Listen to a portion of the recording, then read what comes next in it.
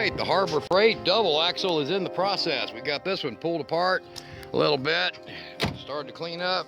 How you like that tailgate? Isn't that kind of cool? Used to be a kind of a fascinating tailgate that I had on there. It's just a regular piece of 2x6 with a set of hinges on it, and when you flip it up, well, it catches it and locks it.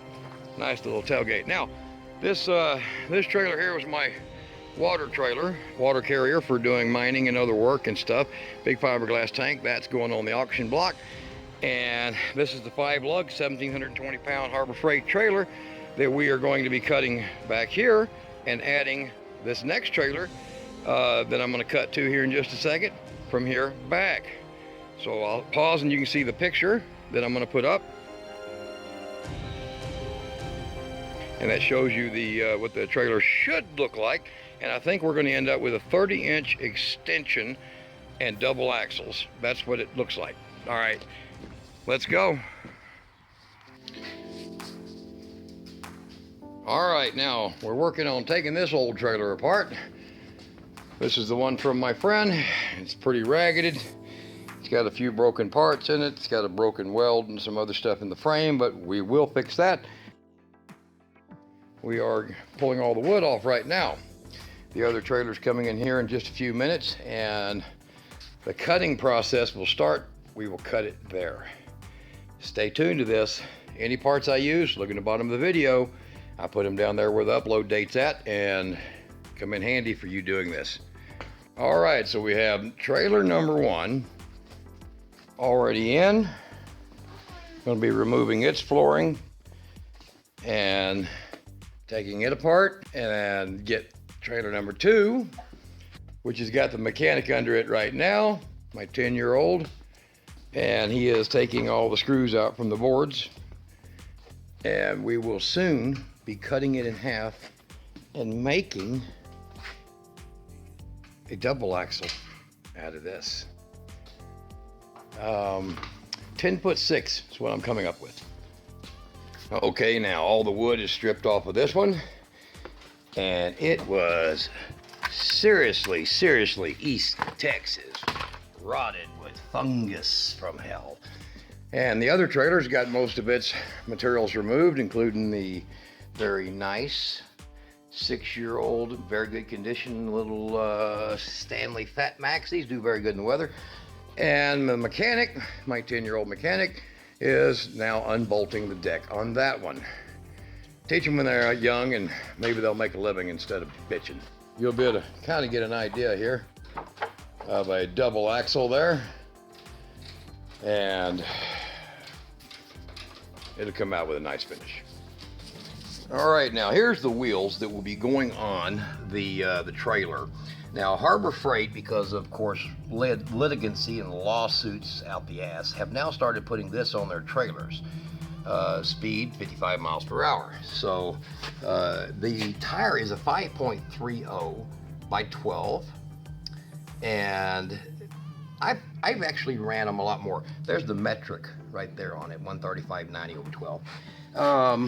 If you get this on your wheel, I have found a new technique to make it to where these tires can still run 65 instead of 55. So let me do that. All right. And we just go ahead and get this properly relabeled. There we go, 65. So, all up and legal. All right, now, real soon we get the cut started, and the cut on this trailer will be right in this area here, and the cut on this trailer will be right in this area here. So the metal from this one will actually rest, when this is notched, will actually rest into that angle of the first trailer. All right, now with the supervisor standing by, what we've got here is we've got our markings. Now we're going to be cutting down right here, right level and square with that bolt hole. that's original to the Harbor Freight trailer. Now what I've done is I've removed the bolts in here as well as underneath and here, and removed bolts back here and loosened this one up. You can see it there, that big carriage bolt on both sides of the trailer, so that, including these bolts here, so that I can bend this like that. Now you can see how well these Harbor Freight trailers are made and why you'll be seeing me weld all this up. So I can bend that now, which will allow me to cut this frame, but not this heavy axle perch. And when I do that, what'll be left will be, this will be cut here like that, and it'll be going back to about right here where this is cut, so that that section sits inside of this frame here. For alignment purposes, it helps out. Okay, so let's get that part done.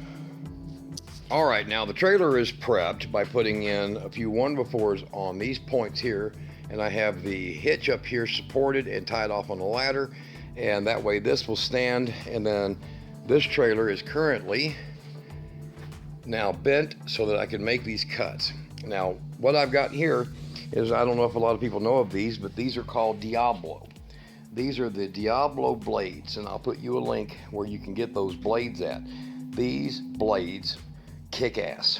They're better than Linux and better than DeWalt's, and I love the hell out of these for metal cutting, especially Chinese metal that's very impure crap. So let's get this, and you can see how it's been braced off so that it will not tip or fall, and of course the tires will hold the front end. So let's cut this, and then we'll work on this. Using these Diablo blades, they're so good that I will be able to cut away this part of this metal without injuring this metal, and then I will be able to cut the full remainder of it and allow this trailer's rear end just to fall. And we'll brace it also, but here we go. I'm gonna cut it, and then we'll come back, show you the results. All right, now we have trailer number 1 cut, and we're gonna be working on trailer number 2 here shortly. Cutting it, we have the beam coming from here that will be laying into this piece of angle right there, and you can see that's very nice cuts that it does on these by doing that. So this has to be bolted back after everything is reassembled, and then we fully weld this, and we'll lay plates and angle, and that will strengthen it up. There'll even be a section of angle underneath. It's going to be beefed up very well. All of these places will have spot welds instead of just bolts. So here we go. There's your cutaway. Our steps are now off to this trailer. I have just started getting this saw running here, and we're going to give you a little bit of performance data on this here Diablo blade.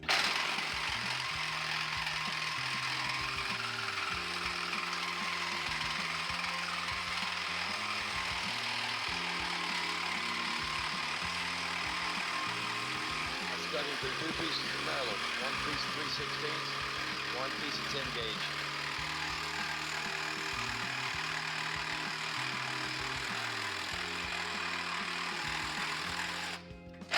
It's a pretty nice clean cut. So I'll go ahead and continue finishing this cut, and then we're going to use the same saw, just cut through this 3/16, top and bottom, leaving this section here remaining. Okay, now we have gotten to a point where we have reassembled this Harbor Freight trailer into a double axle. Isn't that special?